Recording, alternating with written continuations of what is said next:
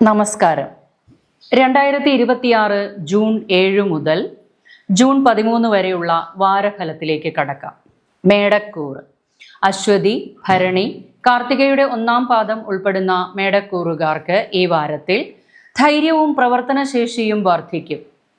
ഏറെ നാളായി മനസ്സിൽ സൂക്ഷിച്ചിരുന്ന പദ്ധതികൾ നടപ്പിലാക്കാൻ ശ്രമിക്കും. തൊഴിൽ രംഗത്ത് പുതിയ ഉത്തരവാദിത്വങ്ങൾ ഏറ്റെടുക്കേണ്ടതായി വരും. മത്സര പരീക്ഷകൾക്കും അഭിമുഖങ്ങൾക്കും തയ്യാറെടുക്കുന്നവർക്ക് ആത്മവിശ്വാസം വർദ്ധിക്കും. കുടുംബത്തിൽ ചെറിയ അഭിപ്രായ വ്യത്യാസങ്ങൾ ഉണ്ടാകാമെങ്കിലും അവ വേഗത്തിൽ പരിഹരിക്കപ്പെടും. വീട്, ഭൂമി, വാഹനം എന്നിവയുമായി ബന്ധപ്പെട്ട കാര്യങ്ങളിൽ ഗുണാനുഭവങ്ങൾ വർദ്ധിച്ചു നിൽക്കും. സാമ്പത്തികമായി പുരോഗതി അനുഭവപ്പെടും. ചിലർക്ക് അധിക വരുമാന മാർഗങ്ങൾ ലഭിക്കുകയും ചെയ്യും. വാക്കുകൾ സൂക്ഷിച്ച് ഉപയോഗിക്കണം. ശരീരത്തിന് ക്ഷീണം അനുഭവപ്പെടുന്നതിനും ഉഷ്ണരോഗങ്ങൾക്കും സാധ്യത കാണുന്നുണ്ട്. ചൊവ്വാഴ്ച ദിവസം സുബ്രഹ്മണ്യ സ്വാമിക്ക് പഞ്ചാമൃതം സമർപ്പിക്കുകയും ശിവ അഷ്ടോത്തരം നിത്യവും ജപിക്കുന്നതും ഉത്തമമാണ്. ഇടവക്കൂറ്. കാർത്തികയുടെ ബാക്കി 3/4 ഭാഗം, രോഹിണി, മകയിരത്തിന്റെ ആദ്യ പകുതിയും ഉൾപ്പെടുന്ന ഇടവക്കൂറുകാർക്ക് ഈ വാരത്തിൽ വ്യക്തിത്വവും സ്വാധീന ശക്തിയും വർദ്ധിക്കും.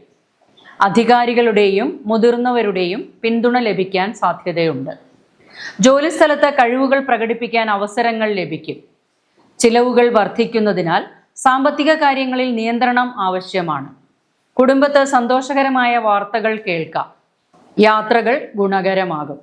ആശയവിനിമയ കാര്യങ്ങളിൽ നല്ല ഗുണാനുഭവങ്ങൾ ഉണ്ടാകും. സഹോദരങ്ങളുമായി നല്ല സ്നേഹബന്ധം പുലർത്തി മുന്നോട്ടു പോകാനാകും. വിവിധ സ്രോതസ്സുകളിൽ നിന്നും ധനാഗമനം പ്രതീക്ഷിക്കാം. കലാരംഗവുമായി ബന്ധപ്പെട്ട് മുന്നോട്ട് പോയിക്കൊണ്ടിരിക്കുന്നവർക്ക് ഗുണാനുഭവങ്ങൾ വർദ്ധിച്ചു നിൽക്കും.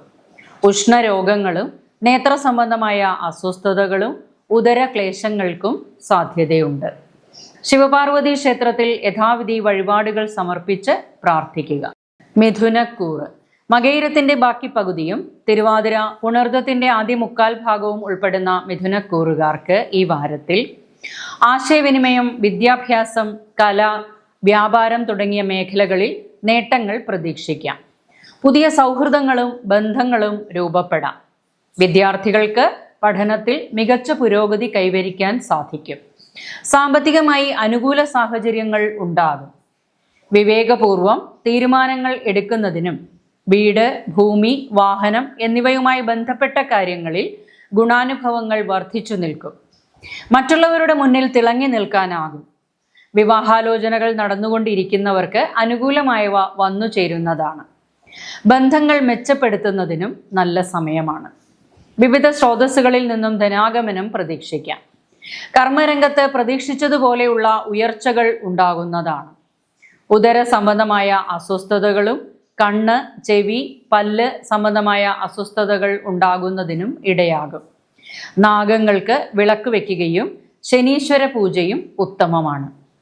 കർക്കിടകക്കൂറ്. പുണർദത്തിന്റെ അവസാന കാൽഭാഗം, പൂയം, ആയില്യം എന്നീ നക്ഷത്രങ്ങൾ ചേർന്ന കർക്കിടകക്കൂറുകാർക്ക് ഈ വാരത്തിൽ വലിയ ഭാഗ്യവർദ്ധനവ് ഉണ്ടാകും. ദീർഘകാലമായി മുടങ്ങിയിരിക്കുന്ന കാര്യങ്ങൾ വീണ്ടും സജീവമാകും.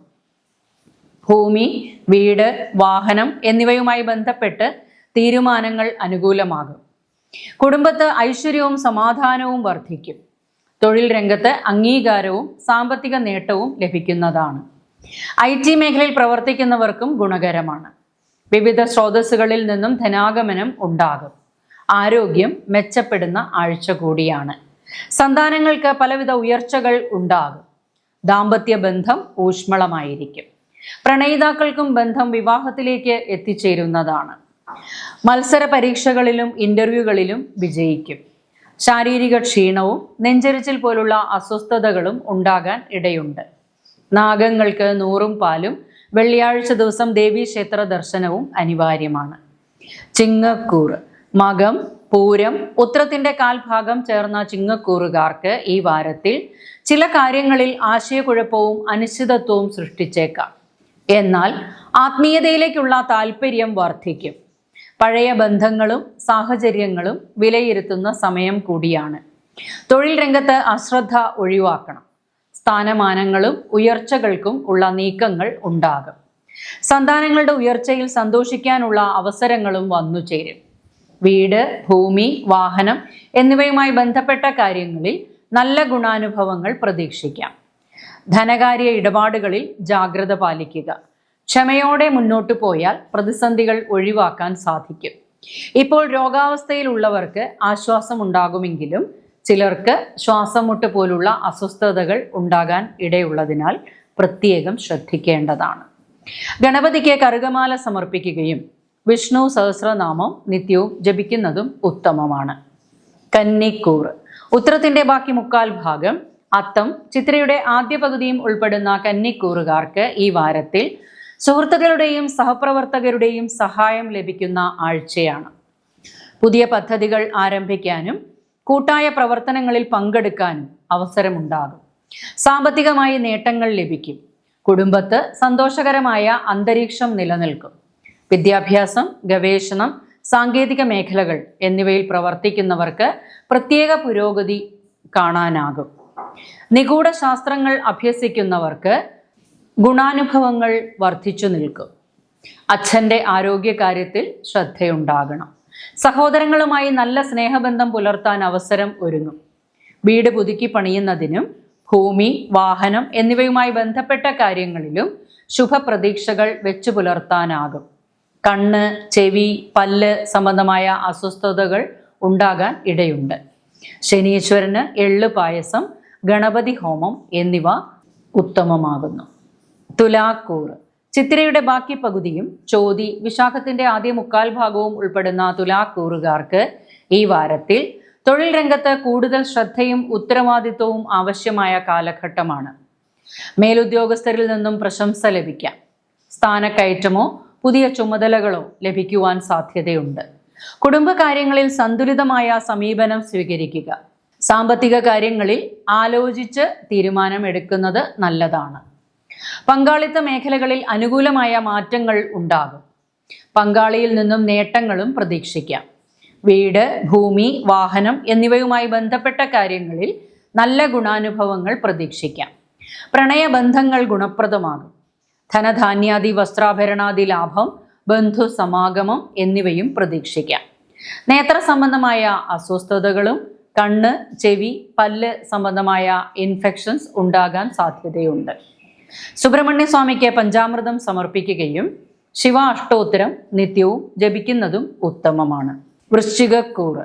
വിശാഖത്തിന്റെ അവസാന കാൽഭാഗം, അനിഴം, തൃക്കേട്ട എന്നീ നക്ഷത്രങ്ങൾ ചേർന്ന വൃശ്ചികക്കൂറുകാർക്ക് ഈ വാരത്തിൽ പല കാര്യങ്ങളും അനുകൂലമായി മാറും. ദൂരയാത്രകൾ, വിദേശ കാര്യങ്ങൾ, ഉന്നത പഠനം എന്നിവയിൽ നേട്ടം പ്രതീക്ഷിക്കാം. ആത്മവിശ്വാസം വർദ്ധിക്കുകയും പുതിയ അവസരങ്ങൾ ലഭിക്കുകയും ചെയ്യും. ആത്മീയ കാര്യങ്ങളിൽ കൂടുതൽ താല്പര്യം തോന്നാം. കുടുംബത്ത് സന്തോഷകരമായ മാറ്റങ്ങൾ ഉണ്ടാകും. സർക്കാർ ആനുകൂല്യങ്ങൾ പ്രതീക്ഷിക്കാം. പലവിധ ഭാഗ്യാനുഭവങ്ങളും വന്നു ചേരുന്ന വാരമാണ്.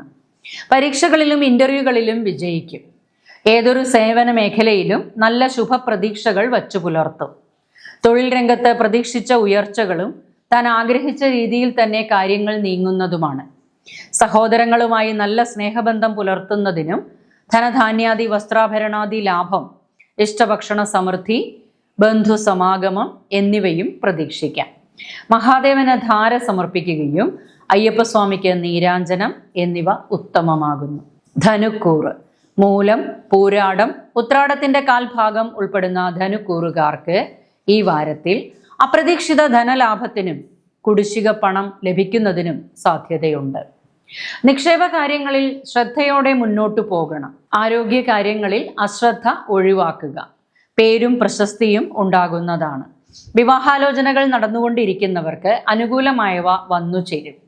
ധൈര്യത്തോടെയും ഊർജ്ജസ്വലതയോടെയും മുന്നോട്ടു പോകാനാകും. കുടുംബാംഗങ്ങളുടെ പിന്തുണ ലഭിക്കും. ആത്മീയ പ്രവർത്തനങ്ങളിലും ധാർമ്മിക കാര്യങ്ങളിലും പങ്കാളിത്തം വർദ്ധിക്കാം. വീട്, ഭൂമി, വാഹനം എന്നിവയുമായി ബന്ധപ്പെട്ട് ഗുണാനുഭവങ്ങൾ വർദ്ധിച്ചു നിൽക്കും. മാനസികമായി കൂടുതൽ കരുത്ത് അനുഭവപ്പെടും. ബിസിനസ് രംഗം വിപുലപ്പെടുത്താനാകും. ധനധാന്യാദി വസ്ത്രാഭരണാദി നേട്ടങ്ങളും ഇഷ്ടഭക്ഷണ സമൃദ്ധി, ബന്ധു സമാഗമം എന്നിവ പ്രതീക്ഷിക്കാം. ഉദര സംബന്ധമായ അസ്വസ്ഥതകളും ഉണ്ടാകാം. ഹനുമാൻ സ്വാമിക്ക് വെറ്റിലമാല സമർപ്പിക്കുകയും വെള്ളിയാഴ്ച ദിവസം ദേവീക്ഷേത്ര ദർശനവും അനിവാര്യമാണ്.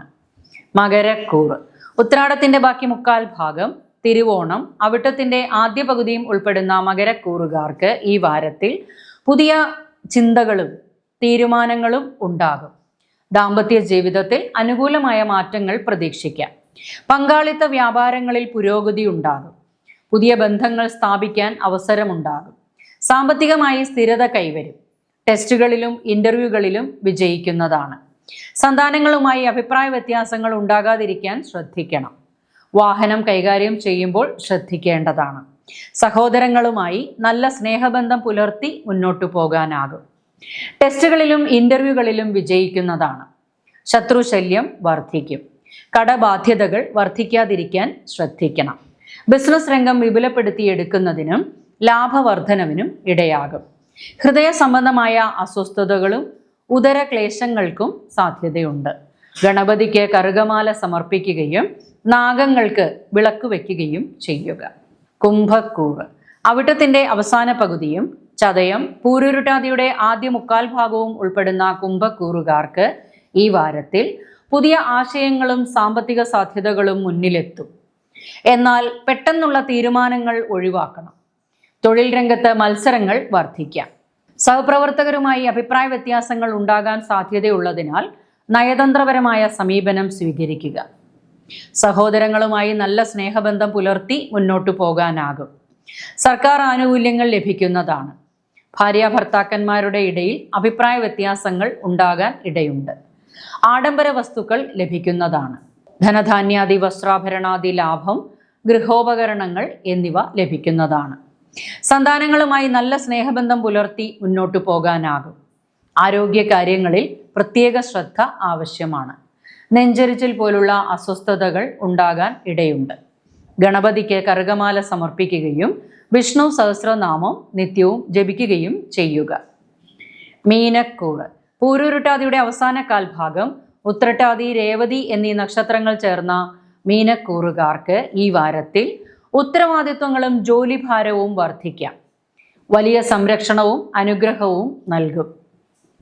മക്കളുമായി ബന്ധപ്പെട്ട് സന്തോഷ വാർത്തകൾ ലഭിക്കാം.